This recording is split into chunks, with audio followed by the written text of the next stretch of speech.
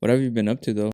You still working tile? Yeah, that's your 9 to 5. Yeah, family business. And I'm part of that. And then evenings, either podcasts, editing videos, shooting, especially right now with Coachella coming up. So we're just doing a lot. When you bring up Coachella, I've noticed that just in the past last week, your swagger has like shot through the roof. Right? I don't know what it is. What do you accredit it to? Fuck, I don't know, bro. I think you just leveled up, bro. Like I think you should continue doing what you're doing. I feel like I finally have confidence. I feel for like the longest time, even though I'm creating content, I'm still kind of like not satisfied. Like I feel like it could always be better, but I always have these standards where like I know I can make it way more better if I just wait. But then I was like, nah, just drop.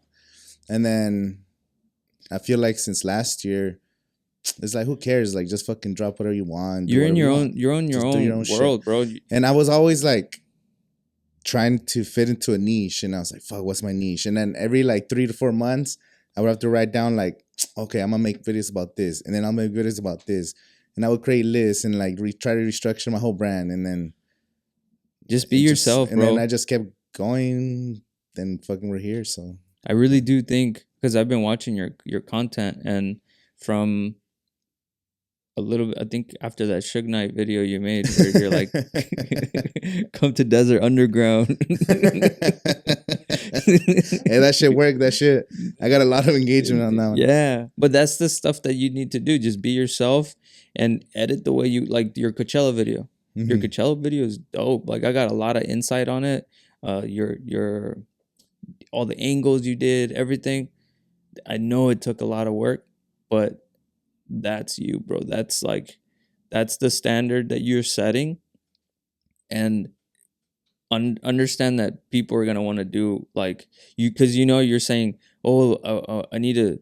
What's your niche? Like you're your own niche. Yeah, you know what I mean, bro. Everywhere I go, and everybody has nothing but good things to say about you, because you're just a stand-up dude. Like you put people on your back. You're setting a standard. There's nothing out here like what you're doing. So if I can give you your flowers, I say keep doing what you're doing. Thank you for inviting me. Thank you for giving me the opportunity to just like be exposed to your listeners and the people. Nah, bro, but I appreciate everything you said. Like that's what it's about, because I've been doing this for so long, and like I just never gave up, and I want to tell people, like, if you just keep going, bro, just keep going. And you could take breaks. Like you took a break from podcasting and now you're coming back. But when you come back, one, you got the experience of the first initial try, and then you get more life experience and better ideas and maybe a better plan. And then now you're there executing. It's just like, you just got to keep going. Yeah. And for the longest time, like I was trying to find a niche, whatever. And now I kind of realize that too. Like, just do whatever. Yeah. Just carry yourself however you feel. Like, I think you're a boss, bro. Like, I think that you have that ability to. You know how many people have been sitting here? You know all the people that you've helped with their music videos, with their music, with just exposure. All these people are just, you leveled up their life. You leveled up their standard. You leveled up their expectations of themselves. Mm-hmm. So you get what I'm saying? Like, yeah. Now they're going into the world and they're like, oh yeah, check out my YouTube video. And now whenever they go to do something, they have to live up to that standard that you set for them. I mean, they did the work, but you gave them the platform. You gave them the opportunity. And so this all will continue to, you will reap the benefits of everything that you're doing. And I think it's showing by all the people. Like, I don't know if you started it, but the way you were recording music videos for people, mm-hmm. that's like the hot shit now. You know, just like backyard or in a living room, like all these famous bands like are doing what you were doing, bro. Well, I mean, I didn't invent it. That's been like a thing, you know, the tiny desk kind of like grew from the pandemic and stuff. But I was trying to take like my own version of Lyrical Lemonade or Tiny Desk, like mixed with their own version. Like, just people just want to see and feel something different. And a lot of these artists, they want to be so perfect they feel like they don't have the suits. They don't have the $2,000 suits, so they don't want to put out like videos because other musicians are not gonna take them serious. Like they're instead of thinking what are the fans or whether like regular people are gonna think, they're scared of their own peers. And the same thing with like hip hop artists. The same is everyone's afraid of each other or like to even try a little bit. It's something different. I reached out to a buddy of mine. He's a computer engineer. Yeah. And the way my podcast is, I find people that I'm interested. So I kind of use the same, the same. Well, for the people that don't know, Seed Planner Podcast, David Monay, thank you for joining. We didn't do an intro. That's all right. That's all right. So David, I connected with him when he had a Selective Series podcast.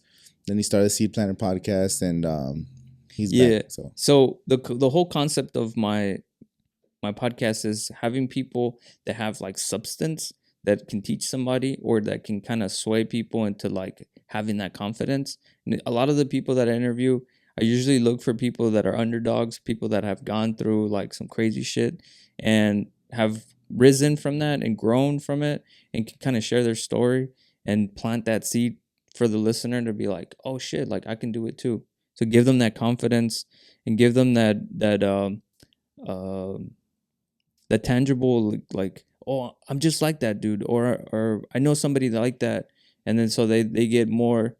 It's just more personal, There's not a lot of like hype behind it. It's just more like in your feeling. Like I made Giselle cry like twice. Yeah. On her podcast, on my podcast. You get real. You touch on the human aspect. So what my whole thing is like, I like to, how those kids that grab a toy and they like look at it and like take it apart and like put it together. Like that's me. I like to see, and I like to probe and like pick and try to figure out what makes you who you are. And like sometimes I go deep and sometimes like I don't know, I just like to be funny or whatever. But anyways, I just had this buddy of mine. He came up to me and he's like, hey, because I had reached out to him. Yeah. And he was like, let me get your contact. Like I'd really like to get on your podcast. And then he told me that his brother and two of his I don't know, like two other people wanted to start a podcast, but they haven't. They've been wanting to do it for so long. And I was telling him like, just have them start, because a lot of the time we don't do stuff because we think that people are going to think something. Yeah. And then we get scared or shy. So it's kind of relating to like the artists that you're putting on, like they get scared about what other people are going to think, or they get scared of looking dumb. Like if you never start, you're gonna look dumb. Yeah, it's just like, oh, just sitting here, and when you have all this talent and you have all these things to say and you don't say anything. Yeah, they don't like promote themselves. That's the biggest thing, promoting of themselves. The last two interviews that I had, the topic of self, like accountability was brought up. And so if you don't like hold yourself accountable and put a little bit of pressure on yourself, you're never gonna like keep growing. You have to be in a position of stress and like hard work, and you have to break down barriers so that you can grow. Like there's no. When you say accountability, do you mean like putting deadlines on certain projects? Accountability, or just whatever just having self-responsibility, where like if you say you're gonna do it, you need to do it. If you are gonna put something together, or if you're working on something, like self-accountability, like go to the gym. If you're gonna go to the gym, go to the gym. If you're gonna eat healthy, eat healthy. Don't lie to yourself. That's basically what I'm saying. Like sometimes we're like, oh yeah, I'm gonna do this, and then you just never end up doing it. Mm-hmm. And so that's why I started picking up the podcast again, was because I always said I wanted to go back to it, and there was nothing.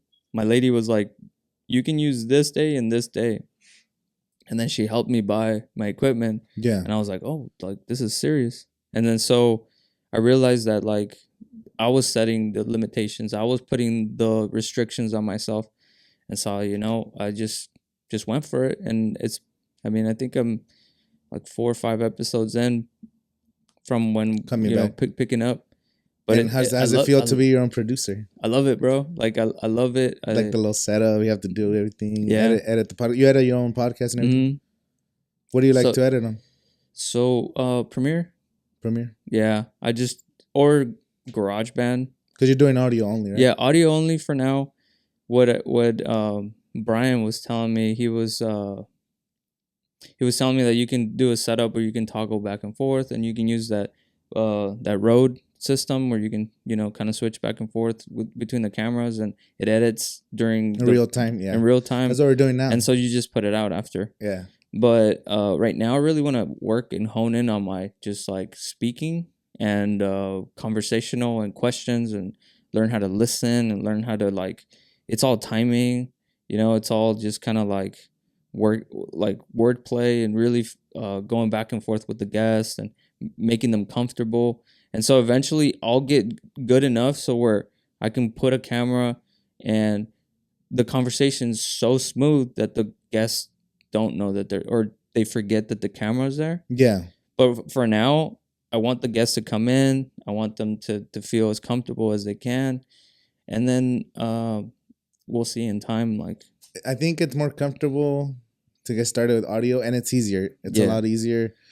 Just if someone are scared to even start, because a lot of times people are scared of the appearances. Right. That's what I'm saying. And I'm like, oh man, like, or you might invite someone on the podcast and then it's like, they get scared because like, oh, I want to be on video. Like, I don't want to be on video. Yeah. And then audio, it takes the pressure away. And maybe the second time when you do video, now you already had that relationship, you had the conversation. Yeah. That's a good strategy. So my objective is to do it at least for a year. So like, let's say come January, then I'll go and pick up some cameras.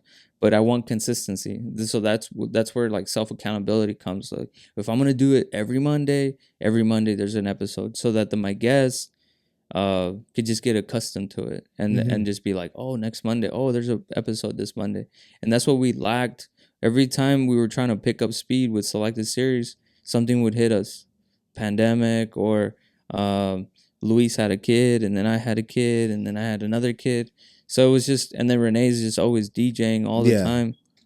And so our schedules. It's hard to work with a lot of people, bro. Yeah. That's really. But it was beautiful. Like I really learned a lot from Luis. He has a very like good eye with aesthetics. Like all the shit that like was designed and put out was really like, he was like the art director. Mm-hmm. It's funny because I have all the art stuff, but like he would be like, nah, until he would be like, oh, that's good enough, put it out. And so that was cool. Renee, I learned to just kind of chill with Renee. He's just always just been like, whatever you want, bro. Like, I trust you. And so that was cool because I learned that, how to take the back seat sometimes and how to like take the lead. Initiative. Yeah. So being in a team really helped me to learn all the positions. And so now whenever I do work with somebody, I'd be comfortable to let go of the reins a little bit and have somebody show me and teach me and all that stuff. Have you ever thought about doing like your own production of other podcasts now that you know how to do it? Or like just to get the guys back in? Or? It's crazy because, I think the guys are comfortable right now with me just doing doing my thing. And I think if the time and like the situation was set proper, I'm sure the guys would, want to jump back on if it was beneficial and it all just lined up for them. We would do it. But right now, I'm feeding like I'm scratching my itch, basically. Mm-hmm. So I'm taking care of what like my needs, and because we really started the other podcast because of like just my drive. I was really like the spearhead of it. And I was booking all the interviews, and I was talking to people, DMing people, getting it going. Yeah, it takes it's literally like the accountability, or like put it on the calendar. On this day, I gotta do this, and like if you never do it, you never get to it. Exactly. I mean, it rhyme. Fucking drop some bars.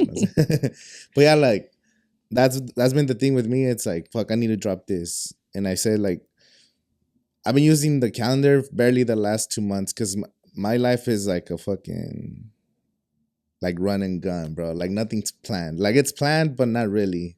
Some people think I'm like super organized. I'm like the messiest fucking. But you know, you've I just also try to execute in that moment. you also have been uh doing a lot. Like you've been doing a lot. So I get why you're overwhelmed, but yeah, just keep doing whatever it is that you're doing right now, and like maybe tidy it up, and you'll see more results. Because right now I've seen the engagement, like you've been getting pretty good Yeah, ever good since traction. I guess since the Desert Underground, actually it's crazy because even though I'm my own niche, I have different audiences, and I've already tested this on a small scale. Like whenever I post a certain piece of content, if I post some like Mexican stuff with corridos, like I get certain of my own followers engaged. If I post something else, I get certain other followers engaged. Like it's like, oh shit, like it's weird. You brought up an interesting topic about producing other podcasts. Do you know of other podcasts out here that are blowing up, or have you had anybody else doing podcasts out here? Because as far as I know, there's a handful of podcasts, Yeah. but that community hasn't. You know how, like, when we first started doing the podcasting, it seemed like there was just gonna like people were gonna It's start because picking it up. COVID killed everything, bro. Like there was a momentum. There was like a lot of podcasts starting to pop up, and Yeah. then boom, I think everybody got discouraged. It's hard. You know, there's not that many here. I hope there's some that I don't. There's a lot that I probably don't know or whatever. But um, the one that was catching steam last year was pretty big. Was the Valley Talk Radio. And what happened to that? He said he was working on getting a studio too and doing Oh, this, really? but he's got good momentum. He's got a good, strong fan base, huh? Yeah, like Because he gets real engagement. Like it's cool. He's got good stuff. you you shifted more towards just the music, right? Because you were doing, like, you interviewed city councils and stuff, Yeah, I've had like a couple. The mayor business Coachella. owners. Like, Well, it's hard because the most of the people that request to be in the podcast are artists because it all happened by accident and because I started working with artists by doing interviews and hearing their stories and their struggles of being an artist. And you know, I don't know if you ever watched like videos on how to like grow your social media or grow on YouTube and stuff like that. I would watch videos on how to grow as an artist because I'm like, I want to help these artists like do something, you know? And I would watch videos on how to market music, how to release an album, how to release a single, like all this stuff. Even though I wasn't making music, I wanted to learn what these people are saying, try to tell my friends and stuff. And that's the idea for doing shows to help them. It's all like a full circle. So now, not that I'm focusing mostly on artists, but I'm still open to other people. The reason I'm focusing on artists is because I call it like an ecosystem. So we interview the artist, then we create clips. People get to connect on a deeper level with this person because now you have whoever watches the conversation, you might go stream their music. Then I shoot music videos or live videos, and then I have them perform in the festivals or the concerts that we throw. So now we're providing different spaces for the artists. So I'm like, I like that concept. And also when I'm promoting my shows, whenever I have artists I already had a podcast with or already had performances or music videos for, it's a lot easier for me to promote because I'm just showing footage that I already shot. oh, okay. So then I'm like, I kind of like that style. So I'm trying to focus on it, but I'm not just doing It really does seem like you're like a record company, and you're putting your artist out. Yeah, no, for sure. Well, I just got my LLC, so that's the next step. Oh, really? Yeah. So let me ask you. Um, I was just thinking about, you have an episode with your brother. Mm-hmm. I've been wanting to talk to you about this because, bro, that really, like, that hit me. That's a crazy episode. Yeah. That's by far, if you're listening, like, go check out that episode. What what sparked that? Was your brother in town? Yeah, he was visiting. Well, I had told him, "Hey, you want to be in the podcast before you go?" And he said he's actually coming down this weekend, so I might do a round two. Hey, do it, bro! Like, don't miss out on those opportunities because they're cemented forever. Like, and I was listening to it. And I was power washing like some stairs, and and the last bit of it was like the most like that was deep, bro. The last part of what your brother said, I don't know if that's a saying you guys have, but is there any way you can pull that up? No, but that audio, like the last maybe what? 20 seconds of the episode of that episode, what he said fucked me up for like a week, bro. Damn, I don't even know because I really took it to heart, and it's kind of manifesting now. Que ya si logras que lo que te gusta te deje a veces para comer, ya estás del otro lado. Sí, siempre les digo, si logras que tu hobby te dé dinero, güey, eres cabrón. Porque muchas veces te agarras un hobby y es puro gastar. Ya cuando agarras tu hobby... Wait. Es cuando ya eres cabrón.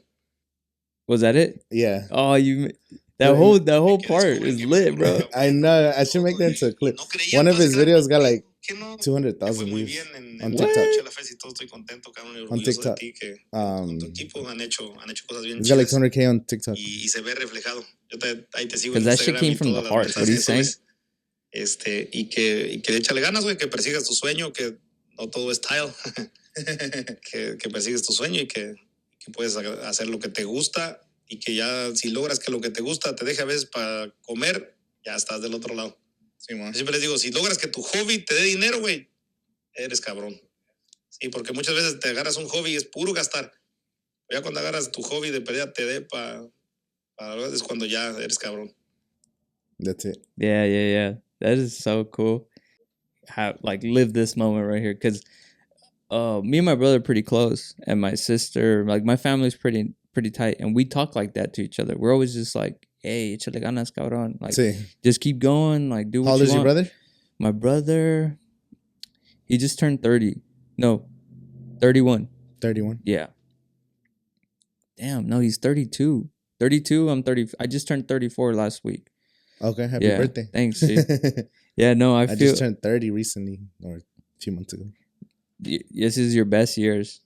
The 30s? Like 25, I think you decide to like, I'm going to be an adult now. 25, 26, 27. 30, now everybody's looking at you like, you're a man, you know? Yeah. And like, I always say, like, just play the part. Like, be that main character in your movie. So, like, whatever you want to be, just pretend you are. Just pretend. Yeah, well, it's not really pretend, but just, like... act like... Who the fuck is going to tell you, like, bro, quit doing that shit? Like, no, like, that's who you are. Especially nowadays where everybody can be anything, like, switch genders and everything. Like, why can't you be confident? Why can't you, like... And nothing matters, bro. I've been... just trying to preach that to everybody. Nothing matters. Just do whatever you want, because there are no rules. Even the rules that we have, it's all things we've invented over the last 200 years. So we created systems, and then someone made it like through capitalism. Someone like made it structured, and then you get a product over 100 years turns into the NFL. They were playing football. These companies or universities are like, oh shit, we can make this into a business and shit. One of the worst things that people can do is assume that they have time. And when they think like, oh, in time I'll do it. Like, nah. You're fucking letting your life go by. Like every day you wake up, it's one less day you're gonna live. You're getting closer to death. So as soon as you're born, you're dying. Oh shit. You know what I mean? Like as soon as you're born, you're dying. And you're eventually going to die. And so people are like, tomorrow. Yeah, but you get older.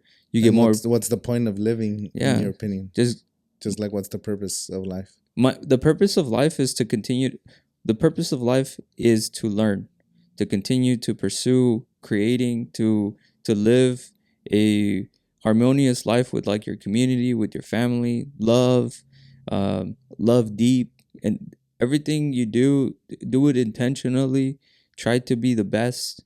Like that. I think that's having purpose is what the purpose of life is. You going out there and getting that, like whatever you think your purpose is. Like that's what it is.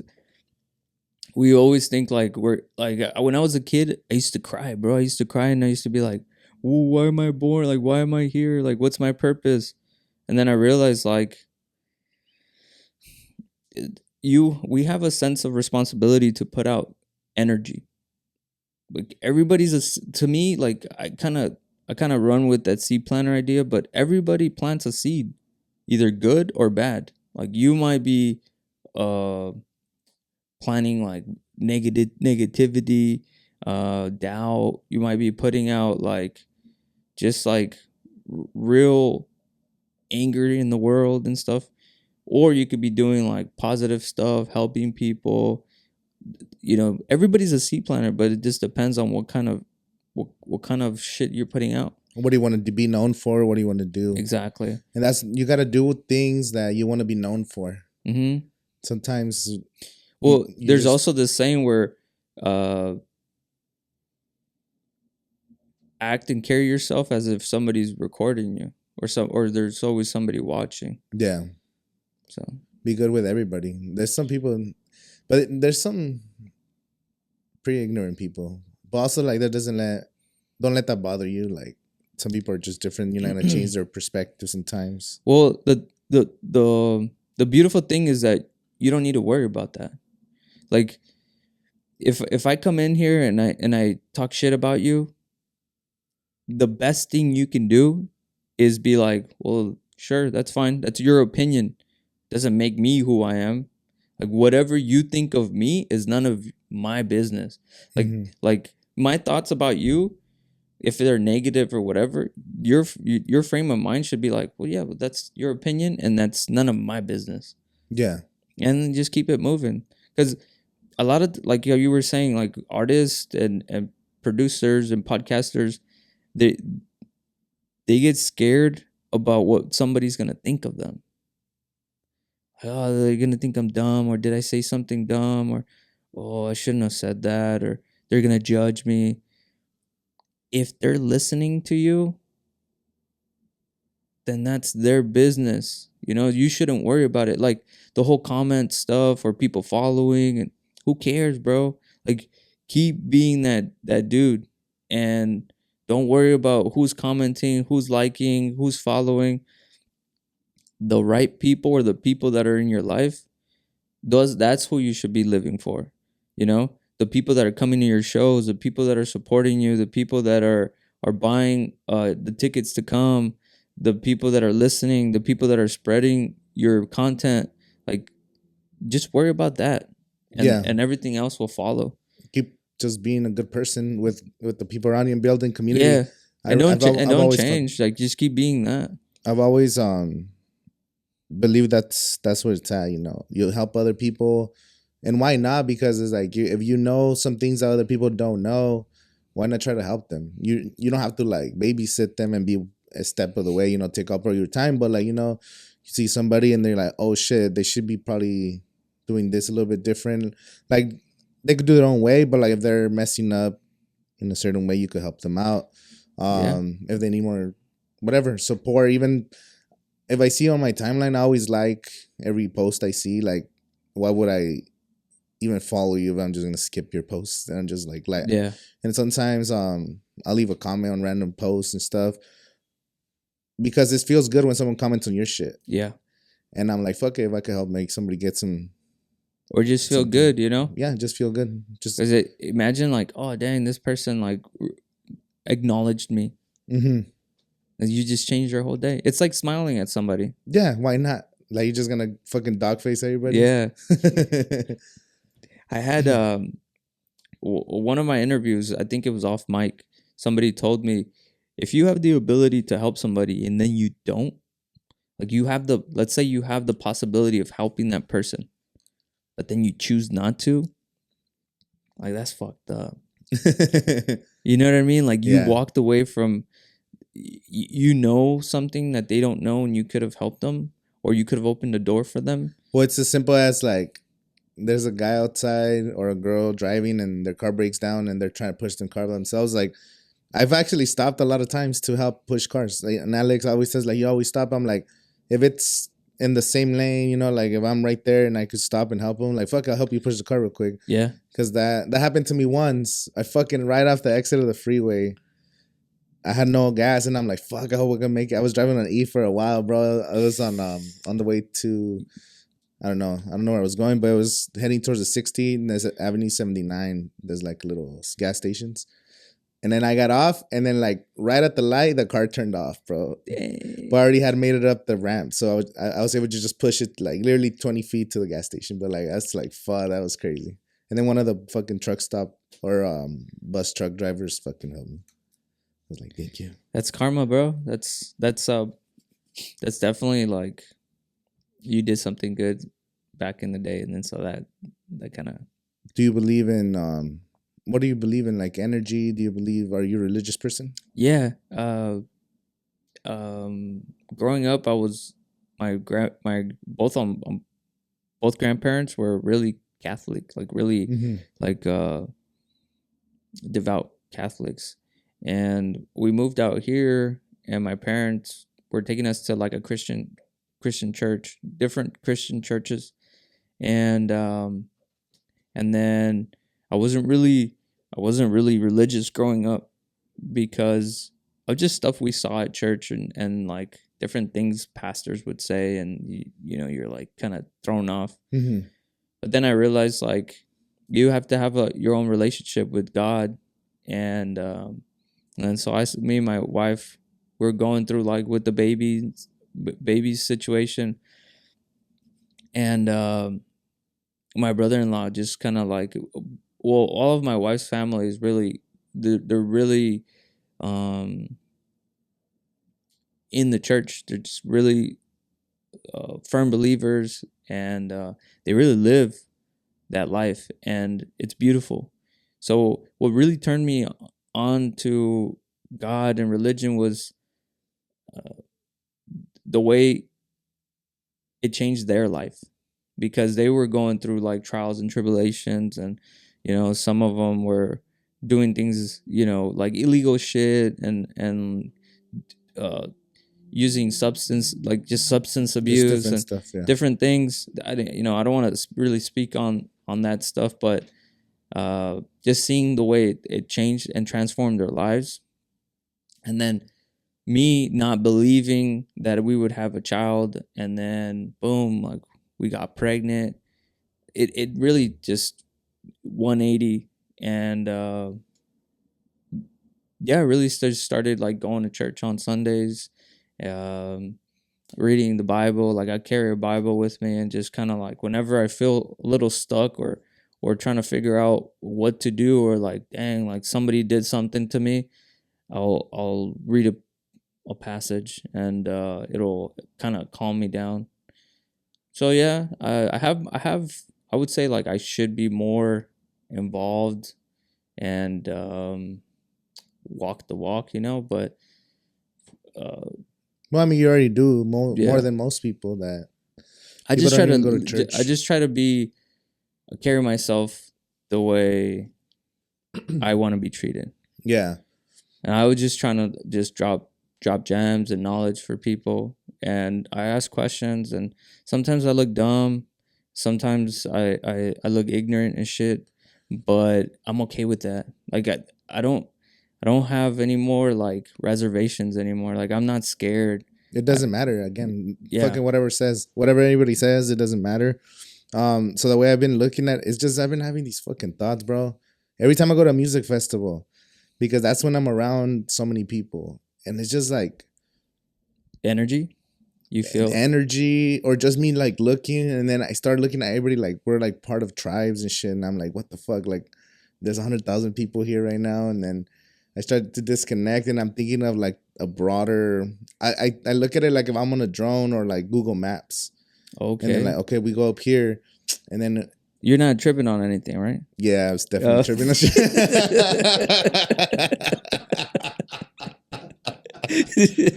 I just wanted to make sure how to get to that level.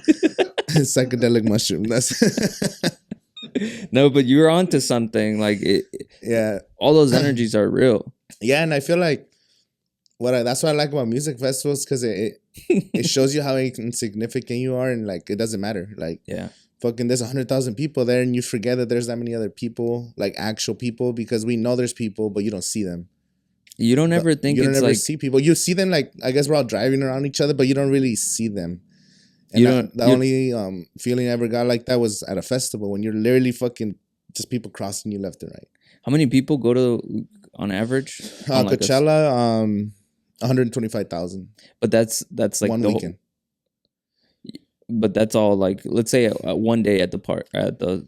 So the most packed day is always Sunday. That's because some people don't even get here till like some people don't get here for Friday, right? Or travel or work. So how many people like on Sunday? Do you think 50,000? Oh no, more over 100 for sure. Over 100,000 people at one time. Yeah, there's a drone shot in Jesus 2018 or 2015, or like someone just does. I think it's Cascade was playing, and there's a drone shot, and you just see like probably like 60,000 just on that stage. Plus, there's like 10,000 over here, 10,000 over here, 10,000. Is that the biggest music festival? Music festival? No, there's some. I think in Brazil and like there's other festivals that have like over 200,000 people. But in North America. In North America, that Fire Festival. The Fire Festival. Desert Underground soon. It's I know for sure it's the one that makes the most money in North America and the most. Okay. It actually the most people because it's 2 weekends. So because it's 2 weekends, they're able to like double the audience. But if it's I think EDC is also like 100,000. Fucking Ultra Miami as well as like 100,000. I'm not sure, but Ultra Miami. I was gonna say that, but Fire Festival came to mind. It might be Coachella. Might be the biggest. It's the most culturally impactful one. But okay, controversial topic, but you're Mexican. I'm Mexican. My first time going to Coachella was with my cousin. We camped at Coachella. He was from Mexicali. Yeah. And he brought over his friends and everything. Right now, there's like that Mexico US kind of. Are you keeping up with that? The what?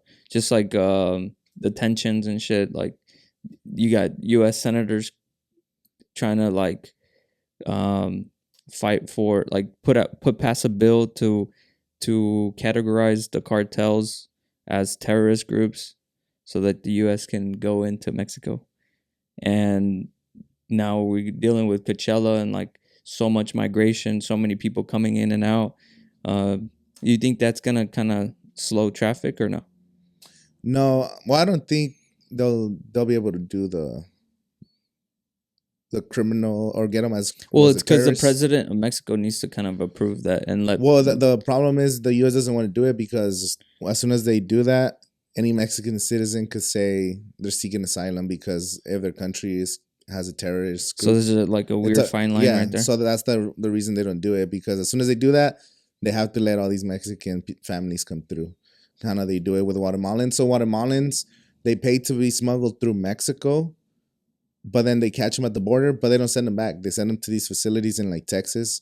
And then from there, if they have family members, even if they're undocumented, like in California or whatever, you request that and you show some proof that that's your cousin or whatever. Okay. And then they let you like bring them.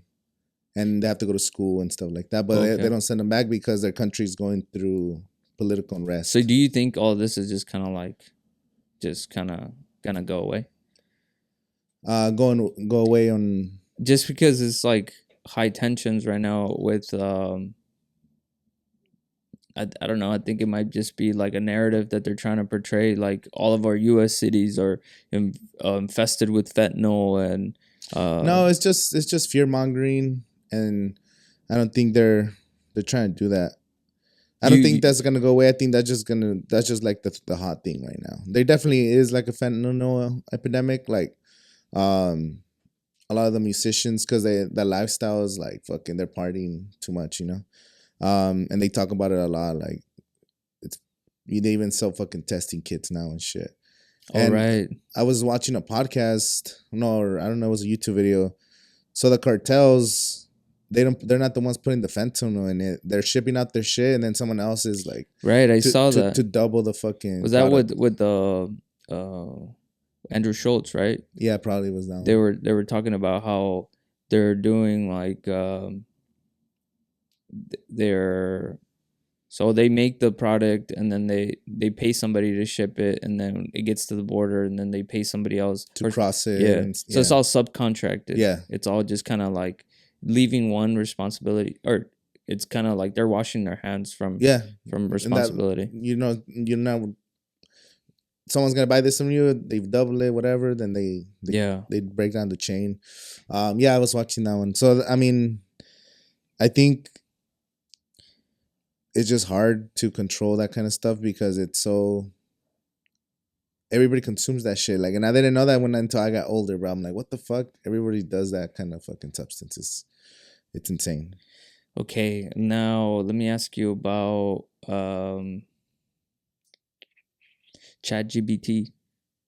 I just saw the interview with the CEO on Lex Friedman's podcast, and what do you think about that? You working with it? Have you? I actually use it pretty often. Yeah, ChatGPT. So what I do is YouTube descriptions, or I try to do like YouTube scripts or like, but I still don't know how to use it to its full advantage. But for sure, I'll write a description of a podcast guest. I'll be like, oh, we talk about this, and this, or and then it writes it out. And then I type in, give me a YouTube description, and then here's like the basic information. And then boom, within seconds, it just like gives you like a full sentence. And for the most part, like I just have to correct like one thing, but it's pretty accurate, bro. You could even do like business plans. I did it. Oh, give me a business plan for this. And they gave me like a 20-point business plan with like, he's like, oh yeah, just change this to this. And if you don't like it, you could be like, oh, make it more emotional or whatever. And then I'll change the whole wording. And it's actually pretty, but I don't work with like a lot of, like I do a lot of stuff on the computer, but it's more just editing videos. That's more like, I feel like if you're more in like the WordPress fucking type, it would be more beneficial. For those AI art pieces, though, I haven't seen a lot of those blowing up on YouTube Shorts. They'll put like a random quote or even audios from podcasts, and then they'll be talking about like, oh yeah, and then when the Mongolians came, they conquered the city and this and that's just a story. And they literally have just AI images of like Mongolians attacking city, like different images just changing. They're all created on artificial intelligence. And these videos are getting millions of views, bro. It's crazy. Dang. There's another one too that I've been wanting to do. I just haven't done it. Is like get a drone shot that's like 6 seconds, like of the valley or something cool, or like a good image with like a quote, just like a shareable quote, and just like a cool video, like. Oh, keep you going. Should try. Something, but you don't feel threatened by that, like as a content creator? No, because it's gonna be weird because the way they're gonna do the fake and deep fakes and all that, that's for like the big creators. But again, it doesn't even matter. Digital stuff matters, but is what translates to the real world what matters. So okay, so the way I see it, it's like I'm creating content.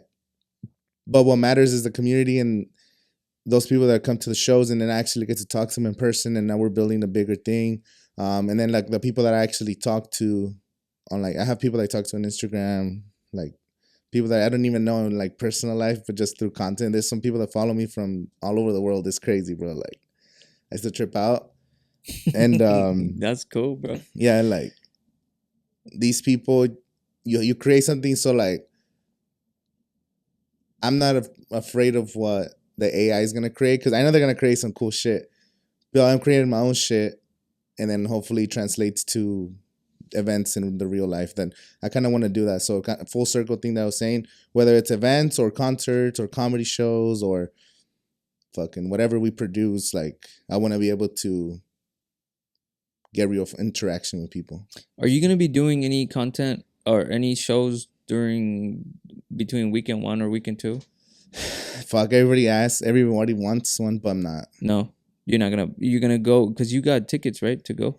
Yeah, I got tickets for weekend 1. I usually go both weekends because it's just enjoy these next 2 weeks, bro. These next couple weeks. So I didn't want to do a show because it's a lot of work, bro. Dude, it's so much fucking work. I was trying to do 3 shows to start the year, so I did one in January with Giselle Wu and like a mixed genre festival. That one's cool. It was for my birthday too, but it was like, so that one. And then we did one in February, which is a rock show. And then I was like, oh, I'll do one in March. But I was like, after those 2 back to back, I was like, fuck, no, I got burned out. I was like, hell no. So maybe in May? Yeah, so we have the next one in May. Oh, okay. May 13. And lineup still unknown? Lineup is still unknown. You're working on it? Yeah, I have a lot of artists already confirmed, but I'm still kind of working on it. Right. Cool. You don't have to. It's gonna be one of the first shows since the Giselle Wu show we had last summer, where it starts in the daytime. So we'll get some artists performing with daytime. Right on. In sunset. And how is like getting the food vendors? Are you getting anybody in here for food? And yeah, we're gonna have a couple food vendors. No names, but dude, like my DMs are full of vendors, artists. Everybody wants to come and perform or be part of it. You know? The last time I spoke to you, I believe this is a great topic to talk about. Like sponsors and getting people to like help grow the movement. Have you had any, any traction with that? So we've had a couple sponsors for the shows that help us pay for the production because it's a lot. So it's just getting easier to make the shows now. Yeah, they still cost a lot of money, so we need to raise money. The thing is, I don't want to charge people not a lot of, like, these shows are worth probably over $20, $25, $30 tickets if I really wanted to. But even charging $15, I feel bad. Like, for me, I'm not even doing it for the money. It's like, I want to give the artists opportunity, and I want people who can't go to concerts, who can't afford to pay $150 or whatever it is. But you're doing great production, so why not make it so that you're not taking an L? You know what I mean? Yeah, no, of course. Well, we were charging $15 in the last show, and then we had some sponsors, and it covered everything, so it was good. And the other thing, we're gonna monetize digitally, so that's like my plan. So the community shows, yeah, even if we break even and make a little bit of money, it's cool. But I know through digital, that's where I want to monetize it. And eventually, if I start the record label, then we'll be pushing our own artists as well. Let me ask you: have you ever entertained the idea of taking the name Desert Underground and doing a show where there's already a stage, doing a show? Yeah, we got hit up by nightclubs and other ranches, and we're gonna do that too. So they're called nightclub takeovers. And I was studying Insomniac. So Insomniac, they do over 400 nightclub takeovers a year. They have like 16 music festivals. They do EDC, Hard Summer, Ultra, all that shit, all the like raves. So they do 16 big festivals, then they do over 400 nightclub takeovers, and then they do cruise ships now. Well, I think Renee's getting into EDC, that with Gasolina. Gasolina is a similar. Yeah. That's kind of we are like Gasolina Party. It's a brand that comes to different nightclubs and takes over, gets locals, and we're kind of building it like that. Our own version of that. That's great, bro. But with content and locals, And I know we'll eventually go to different clubs and out of town. I want to take it out of town to give exposure to local artists. Like, hey, let's fucking go to a whole team of us. We're all gonna go travel. Let's get a bus. Fucking. Desmadre. And then just make a lot of content, have fun, enjoy the moment. People exposure for whatever happens. It's these are just kind of plans that we have the next few steps. And as far as sponsors, we're getting individual sponsors for the shows, but I'm gonna meet with investors. I need some money to be able to do more. And then so you could just buy the equipment, no? So you can have it and yeah. Or is that not profitable? The equipment is fine. I think it's better to outsource the equipment for, like, you mean the production for the shows? Yeah. Because I like that our shows are different, and it's also the homie's company, so I support the homie. But what I want to do, what I need the investors for, is to upgrade our video equipment, like get newer cameras, newer lenses, more lights. That's to produce better stuff, but also to hire more people. Because even though I post a lot, I swear, bro, I'm posting like 5% of what I could be posting if I had like fucking 2 people helping me create content. It's crazy. I have like 2 terabytes of Desert Underground content, 2 terabytes. And that's just from you, or is that from everybody that's been filming with you? So our team, like, we all film, and then we store everything into a hard drive. And then I start posting videos, but I haven't posted behind the scenes. I have videos of days before when they're building the stages on every single show. So I have like a bunch of behind the scenes. You tricked me the other day when you posted this thing. It was like a Netflix thing. Yeah. That shit fucked me up. I was on Netflix looking for your shit. Oh, nah, I would have made a big announcement if I was on Netflix. If I imagine. I was like, dang, this fool just brushed it like whatever. No. And then I'm like, what the fuck is this? It was a CapCut. It was that app CapCut. Yeah, yeah. It was one of those edits. I looked back at it and I was like, dang. Yeah. Some people he trolled me. Stella, or Monica Stella Creates, she does like some of her setups, like decorations, and she said that her son was like, well, my dad's on Netflix, because one of the clips was her dad building something. And like, yeah, I like to support, small businesses, whoever we can, because it's like this thing, I don't know how big it could get. And looking at our competition, it's like all these big festivals, or not even competition, it's just like people that have already done kind of what I'm trying to do. So I'm taking my own little bit from like Lyrical Lemonade, a little bit from Rolling Loud, a little bit from Golden Voice, a little bit from Insomniac, my own little blend, throwing a little Mexican fucking music in there, That's what's up. So yeah, we're creating our own version, and then there's no rules, like, and there's no right or wrong. There's no right or wrong. Just as long as you create a good product, if people come to your show and the sound is good, you have food, you have seating, you take care of. I can't imagine somebody coming, like taking their day, driving all the way to Coachella, coming, checking out the place, and just being, this shit's whack.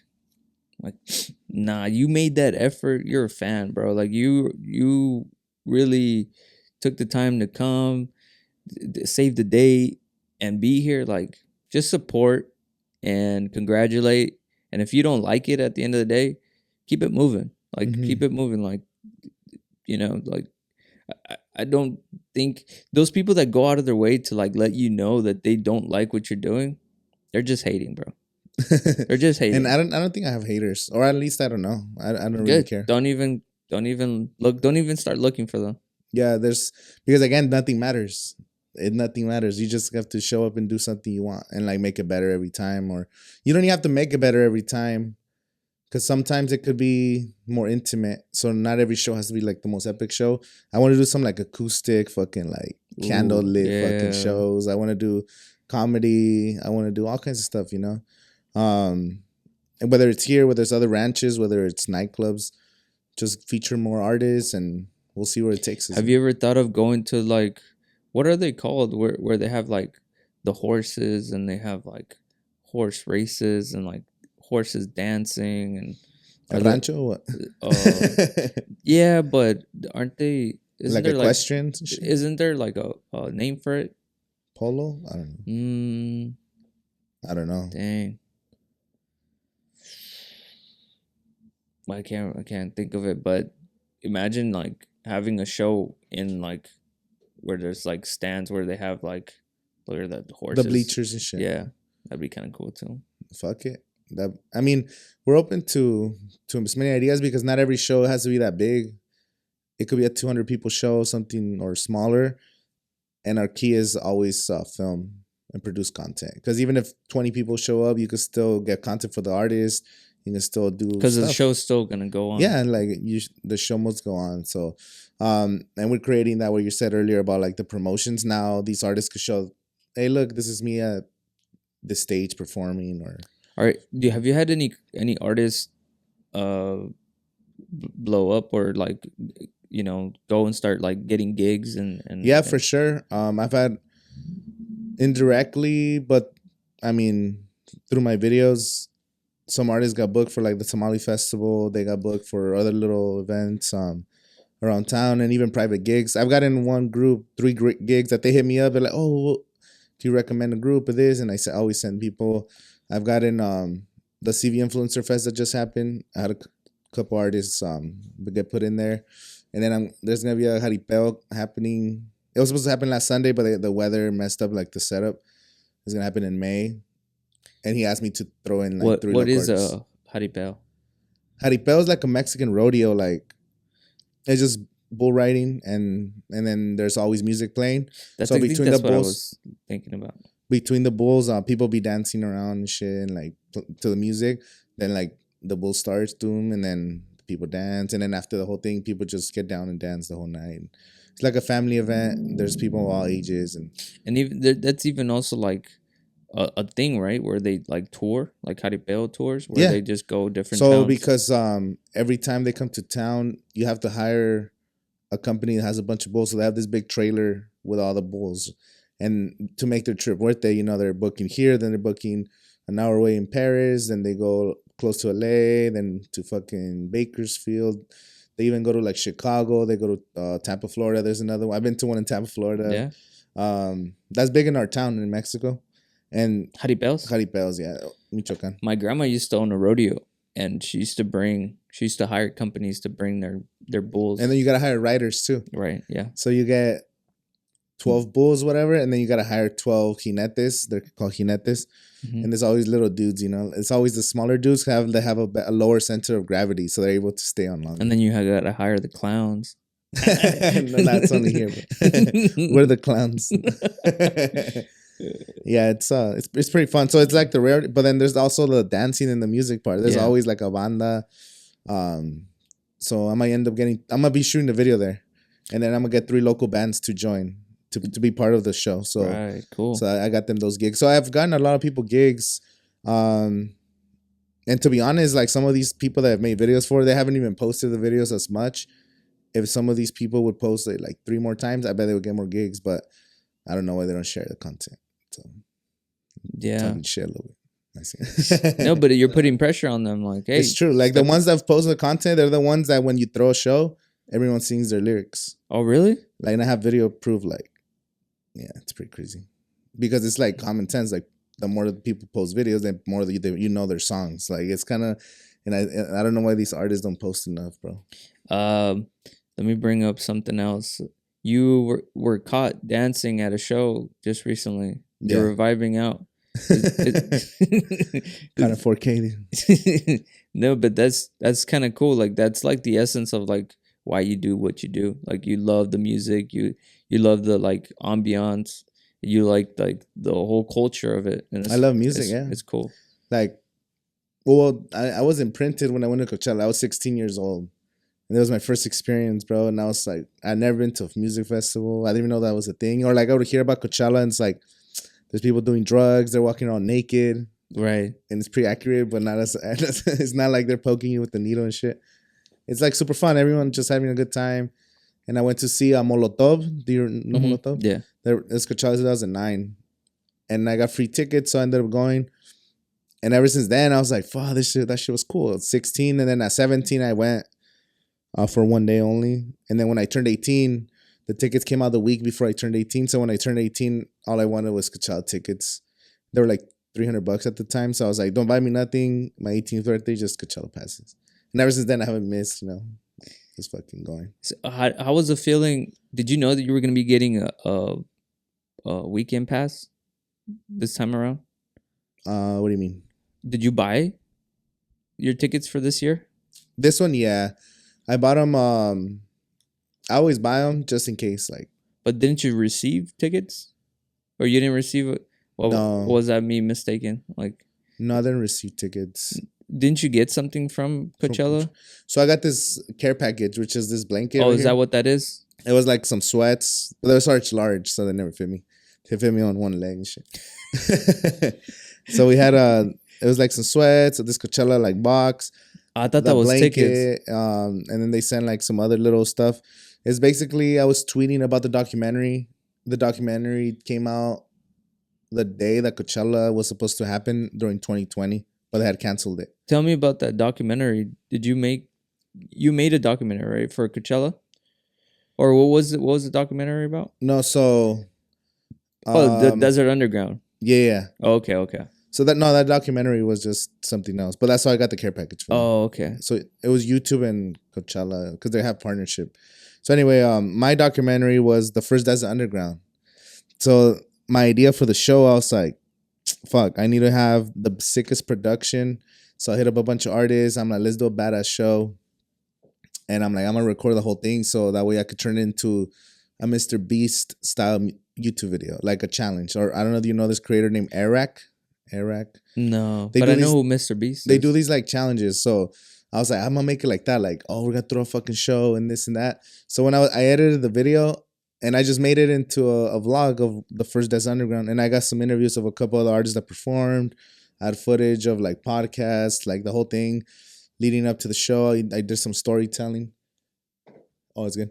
And then I sent it to Danny Hastings, who owns the Latino Film Festival. He's like, hey, that shit was good. Submit it to the festival. And I didn't even have that intention. And I was like, what the fuck? He's like, yeah, submit it. And I was like, oh, fuck. So I ended up like, I guess it was now like an official documentary. So it was kind of like planned, but I was thinking of it as like a YouTube video instead of an actual documentary. So it's, and I got good responses. And I had never been so nervous in my life when like people were watching it with me on the movie theater.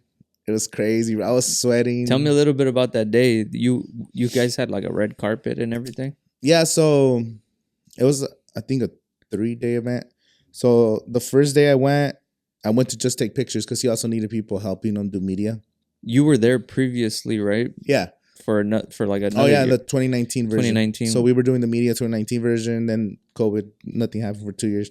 Then they came back, and the last one in 2019 was at COD. Danny Hastings reached out to you, to do more content for them. Yeah, Danny Hastings is cool. I helped him do.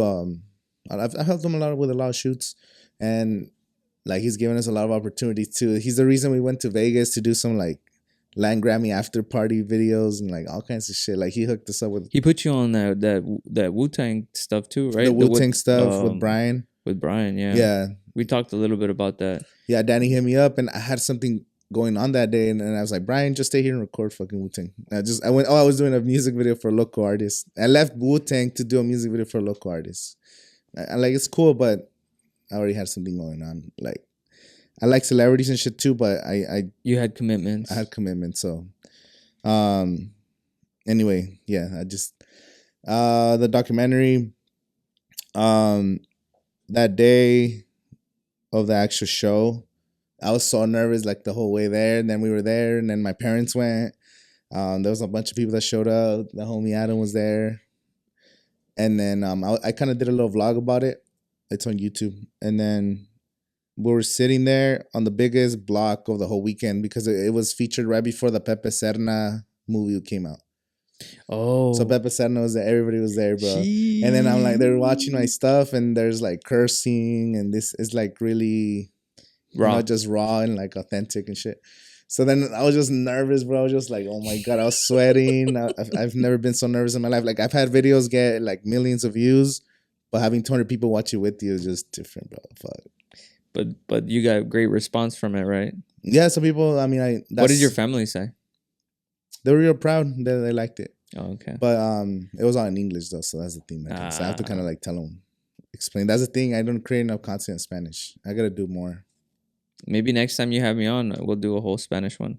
Yeah. Because I really also want to practice that so that I can, like I would love to. I have a lot of great family members, like they're very interesting, and I'd love to interview them, even just my parents or something, just for my own like private collection, but do it in Spanish so that like it stays as like a timestamp. Yeah. Like you know how you go back to watch like old family videos, like when you're little, or photos or whatever. Photos, that's and it takes you back. Everyone has photos, but not enough people have videos. And I'm like, record your parents more. Yeah. Yeah. You should do that when you get your mom and your pops here, and just like, ¿por qué me pegabas? Like, o ¿por qué no me regañabas más? ¿Por qué no me regañabas? That's true. You know, like just like, no, it's just more like just kind of like capture their voice and their cadence. And that time period. All that little like in stuff. 10, 20 years, that's going to be, like footage you would love to see back.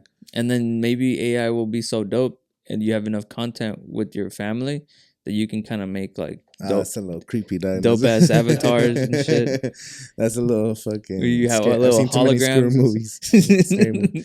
Yeah, no, that I didn't even think of that. That's crazy with all these deep fakes. Like, record as many angles, different conversations, laughter, fucking emotions. Yeah. That is so smart. What the fuck? You should do it because later you'll be able to like go in a virtual reality and just chop it up with your mom or your dad or whoever, your family members, and you'll be able to kind of just like hold that just deep in your heart, so that I miss my grandfather. Like if I could spend more time with him and have more interactions with him or record him, that kind of stuff, I would. And I feel like sometimes we take advantage of like, oh, I'll see you next time. Yeah, but you never know when the next that might be the last time you see people. And so I really do like sitting down and having these cool because I haven't seen you. I probably haven't seen you in like a year.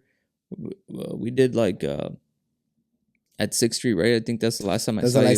So the one quick thing, the director of that documentary came to the house, and he was here interviewing me. I came on the Coachella live stream last year, and then I was wearing the Seed Planner shirt. You gave me really? that, or I bought that shirt that day. Mm-hmm. The day you had the pop of a 6th Street. I bought that shirt, and I think the next day was my interview with the guy, and I was wearing that shit. That's cool. So that's the last time I saw you, about a year ago. Yeah. So see, no. Well, I'm just kind of like very glad that I get to spend time with a local, or how do you say, like just somebody else that kind of has the same like passion and standards. Like I know you say you like like I got a bunch of I don't know what I'm trying to. I guess what I'm trying to say is just like damn, I kind of just went blank. My bad. I don't know. What I'm trying to say is that like keep doing what you're doing. I'm super proud of you. I'm a fan, bro, and you're setting your own standard, but you're setting the standard. Dang, yeah, because there's really like no one doing it like you. There's still a lack of content creators in the Valley, and I never understood that. I thought like in 2019 when I was creating and you guys were kind of creating, I was like, there's gotta be more. 3 years went by, and it's still very rare, bro. Like I don't know what it is. What do you think happens in the Valley, bro? Like, do we get too complacent here because of the mountains? Is it too hot? One, I think that we have a well, we grew up watching a lot of TV, right? Mm-hmm. Like our generation grew up watching a lot of entertainment. So we watched MTV, BT. We got fixated with sports and different professional leagues, from wrestling to football, soccer. Like there's so many different things that kind of pull us away. So our generation, I think we're not really like the content creators. We're more like the people that absorb the content. Mm-hmm. And you have older generation that also absorbs content. The younger generation seems to kind of like be more eager to create. And so we got to stay current with that, and those people will come up. Like I can see the next generation wanting to do what we were trying to do a few years ago and having that pick up. So we just got to stay current. We just have to kind of just continue to do what we're doing, and it'll start popping up. I'm sure of that. Sometimes we're also kind of like, it's very bottleneck. So like, you only know what you know. Exactly. And so it also does take a lot of work.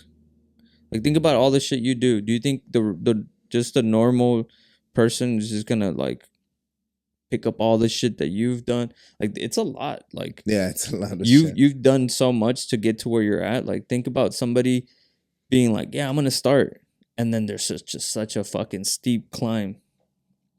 They get demoralized, so they'd rather be like, fuck it, I'm just gonna watch Netflix or another YouTube. Like we rather consume than create. Yeah, it's yeah, I don't know, but I guess people don't even have to create. They don't gotta do shit. They just do whatever they want to do. I have buddies that are like way more talented, have very great timing. They're very funny, but they're just like whatever. They just do your thing, like, because I'll reach out to them. They're like, oh no, I'm cool. Like I'm a dad now, or I don't like they're not really into. Plus, podcasting is like very niche. Like if you think about somebody absorbing content for an hour or two or even three, like Rogan's podcast, people don't really like to sit down and just like have somebody in their ear for 3 hours. So they rather watch clips. It's all like attention too. People don't like devoting their attention too much because they have FOMO. So like, oh shit, if they devote themselves to something, then they missed out on like fucking Twitter posts and shit. And so yeah, I've disconnected from everything. I'm online so much. I spend a lot of time on Instagram, mostly messaging people, posting a lot, engaging. But like I stopped consuming Twitter a lot because I would just consume all the latest news. Like I try to stay away from. I didn't even know there was like a school shooting until like yesterday night, and I didn't know it happened in the morning. Like, I was like, what the fuck? Like, oh, okay, I'm just disconnected from everything because that's healthy. Nothing fucking matters again. Like, I don't know what Biden did today. I don't know what Biden did yesterday, and it didn't affect my day. Like, I still had to go to work. I still have to pay fucking my phone bill. I still have to edit videos. Like, I don't care what these fucking scare. And then like they are trying to fucking scare us to keep us on edge because it's all about insecurities and as you know, I don't know. It's too much crazy shit. No, plus it's a slippery slope. Once you start, like, your mentality shifts too. You start thinking like negativity and like, yeah, just don't even go there. Just create so what I want to create is like life experiences for people, whether they come to one of the shows or if I'm posting about I post about Coachella because it changed my life, and it's so like I've been going for so long, and like my friend Mills went for the first time last year. He's like, bro, this shit's life changing. Like, this shit's crazy. Because if you're creative, you just have to be there, bro. It's just insane. And if you're local, it's not that unaffordable. Let's talk a little bit about Mills.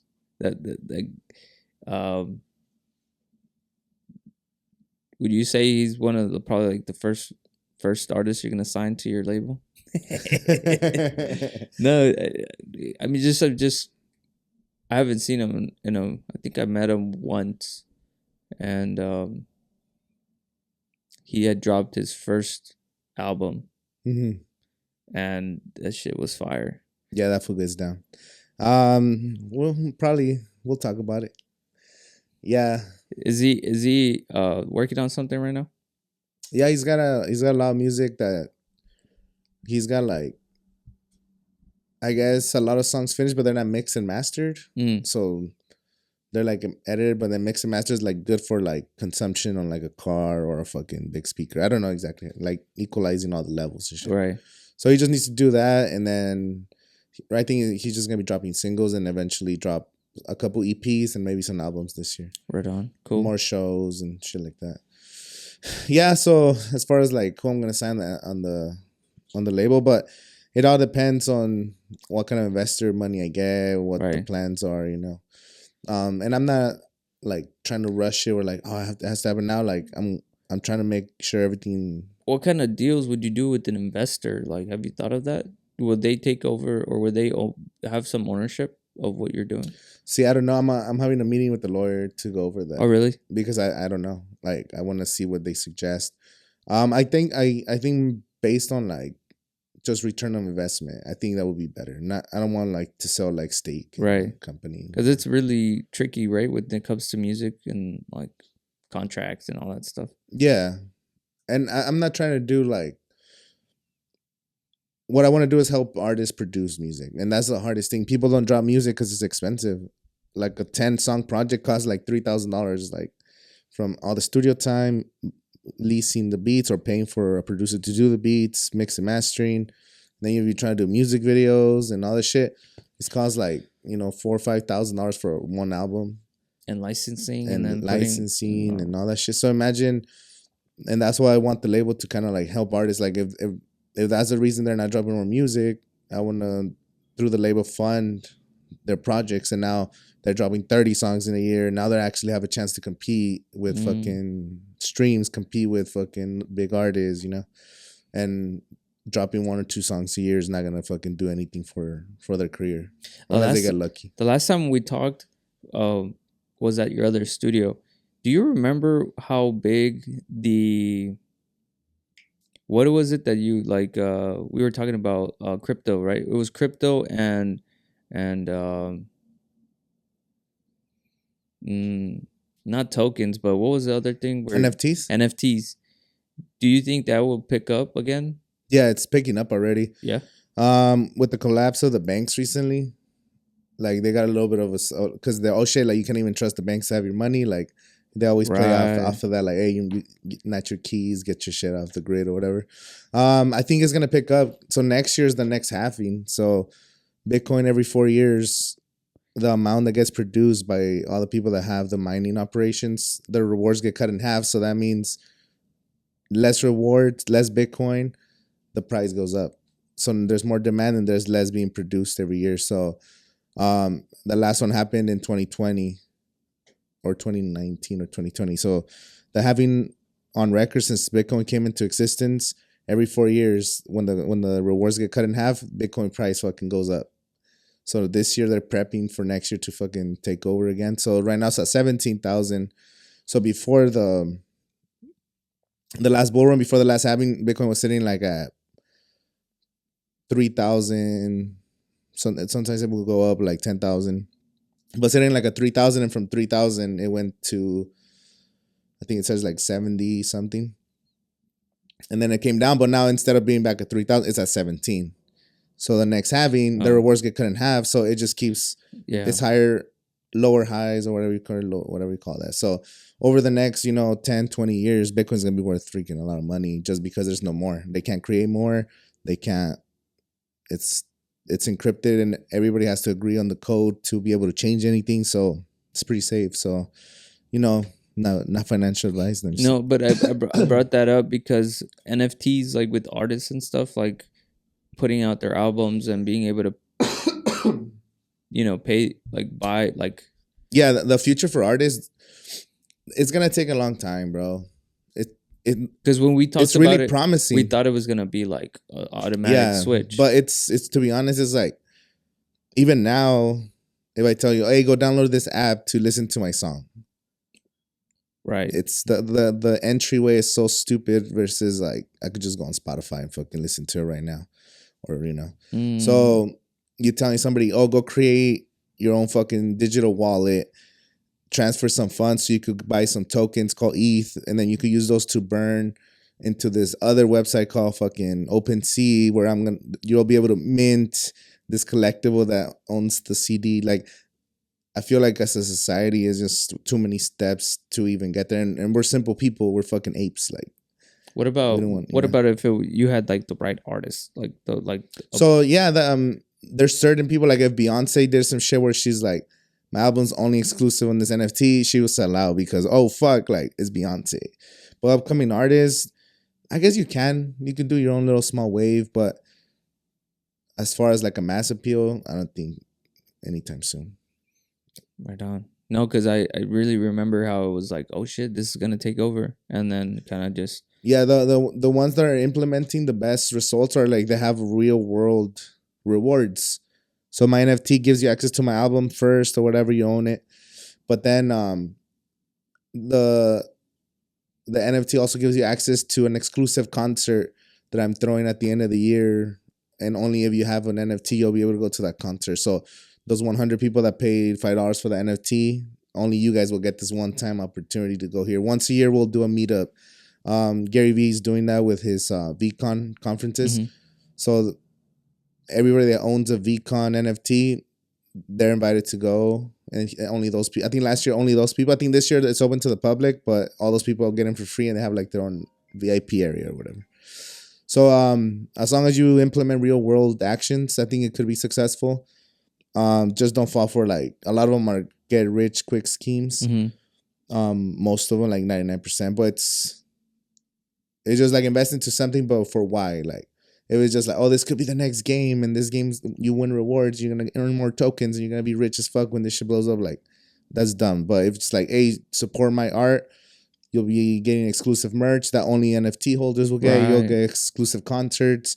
when my concert tickets cost $200, you'll get it for free no matter what because you own this fucking token. Like, I'm gonna try that. I'm gonna try just doing like I don't know, like $5. Yeah. And like first 100 people, you know, they'll get like a merch drop and they'll get free merch or something. You know, right now I'm trying to I signed up for Patreon. I had a Patreon back in the day. I used to have I was making like $20 a month, but I was never really consistent with it. And now I feel like because I have all this content, I'm starting a Patreon where exclusive videos, and then there's also YouTube subscriptions or memberships. It's the same thing as Patreon. So there's already a platform on YouTube. So I'm signing up. I actually signed up today and I created the tiers. So I'll be able to give them like behind the scenes content and people can support the show. Sweet. A way to monetize directly through the platform. Make it seamless, I guess. What, it's live though, so I can go sign up now?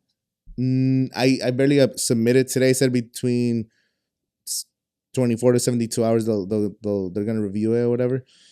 So by the time this episode comes out, it make a post about it so that once I have it ready. And you know, I think the cheapest one is like $2.99, and you'll get exclusive behind the scenes stuff. And then I did like a $4.99, and then I did like a $50 tier where I'm gonna be doing videography tips. So okay, behind the scenes content, and then like show you how we're filming different things that people want to learn, morely to support.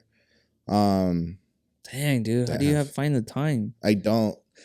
I've been wanting to do this shit for months, and I fucking barely did it today because I have to like let me do this now, and then it'll take me a few hours. And then while I'm doing that, I'm not able to edit another podcast that's sitting on the computer because I'm editing this. So it's like I have to fucking focus my time. I feel like I'm jumping from project to project, like watering your fucking plants. So going back to fucking seed planner, I have to water this podcast. I have to edit this, make some clips. Okay, this is circulating. Let me go create this edit this music video. Right. Boom. Then go edit this and then go back to podcast. So I've been kind of doing stuff like that. Let me plug my podcast real quick. Yeah, for sure. I've been wanting to get the dopest stories out here, and so if you ever run into somebody like that has like real cool story, let me know so that I can just sit down with them and just ask them like how we did right now, like just talk about it. I want to get many like different walks of life. So the objective is to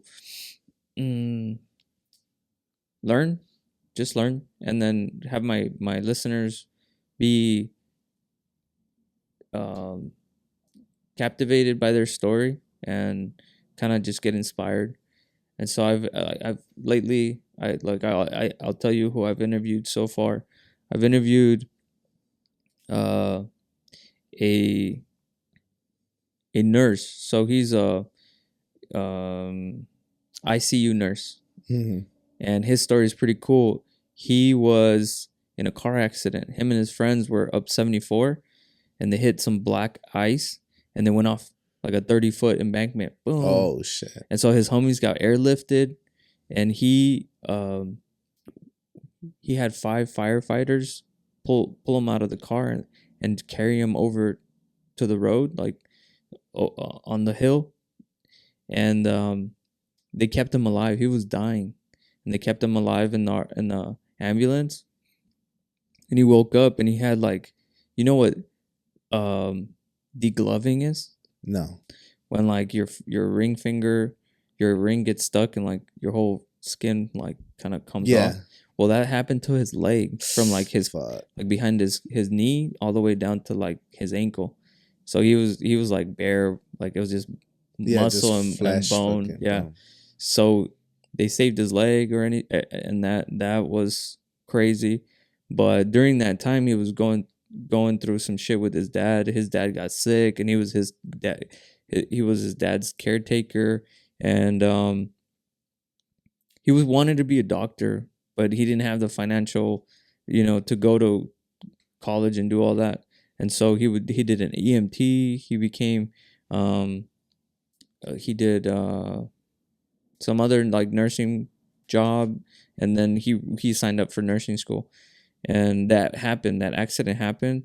Anyways, he's a RN nurse, and he's got some crazy stories because the RN department, it's just a bunch of old people like basically on their deathbed, and so he deals with a lot of death. Like that episode's really, to me, it was like, whoa, real deep. Yeah.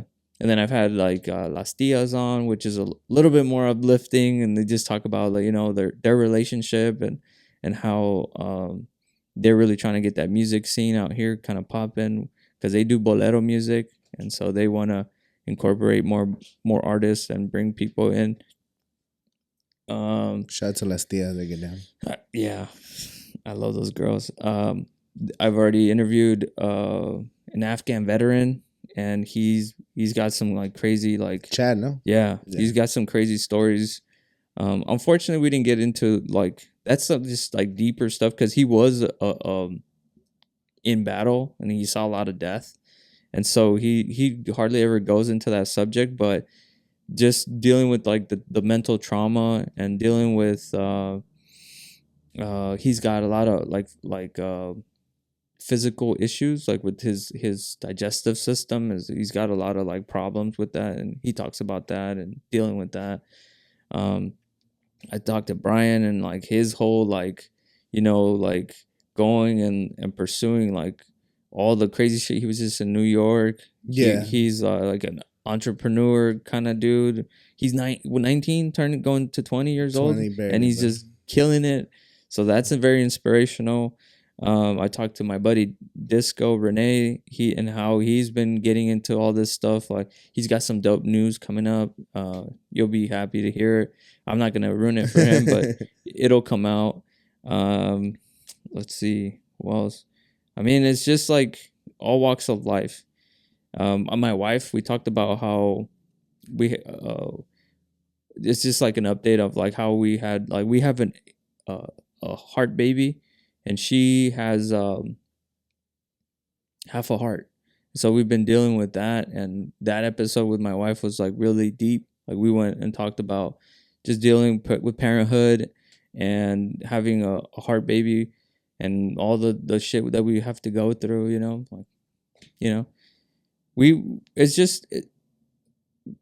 my whole thing is like, we think we have it bad and we think we've gone through some shit, and then we talk to somebody and you get perspective and you're like, oh fuck, like I need to stop bitching, or I need to just chill. Because sometimes we think like the worst thing that's ever happened to us is like the worst thing ever. But yeah, we're our main character of our story, and the suffering of others too. It's should be like motivation, but also just like remember how human we are. We're just so vulnerable as a society, as a species. Yeah, and just focus on empathy. Like, you know, sometimes we get stuck on, we're so zoomed into our world that we, you know, step back and just be like, dang, like there's other people going through some shit, you know. And I really do stuff that you like and stuff too, because sometimes I used to be like, why am I doing this? What value am I bringing? Mm-hmm. Am I bringing any value to anybody? And then you're like, well, it was the whole point of me fucking doing this, you know. But previous episodes too, like I've interviewed like my friend Jennifer. She went through chemo and everything. She had breast cancer, and she's a survivor, like a cancer survivor. I interviewed the person that is in charge of the Palm Springs animal shelter. Yeah, bro, like I'm just trying all these different walks of life and kind of live, you know, step into their shoes, step into their world, live a little vicariously through them, and just gain some knowledge, you know, kind of defeat ignorance, you know. Sometimes we're just so ignorant and we think that we know it all. Even just to have a good connection, like a good human interaction. That's what the podcast. So everybody I've had on the podcast, once you like do the podcast and then you run into them, and even if you run into them on social media, you're like, oh, oh shit, they're up to this. Like, it's just like you never get to talk to somebody for an hour. You never get to ever without distractions. Like you might go to a social setting and you're talking to somebody for 10, 15 minutes. Someone else comes in, there's a text, oh, I got to answer this, or you get distracted. But just like, oh, let's just talk. This is very intimate. Just talk. Yeah. And we're just talking. And it's very healthy too.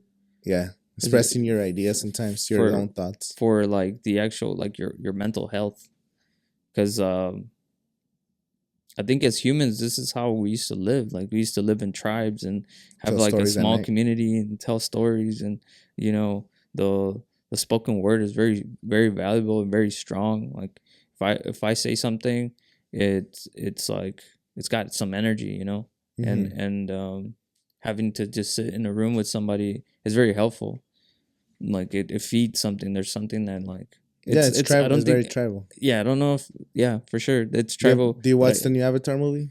No, is it The Way of Water? Yeah, it's really good. Yeah. So that one, again, just because I've been looking at everything, like we're all tribes and we're all just fucking apes. And then you watch that movie, and it's like all set in like a world where they're all literally just living in tribes in different parts of the world. And then this guy goes from, I don't want to spoil it, but he goes from one section of the world to another section of the world.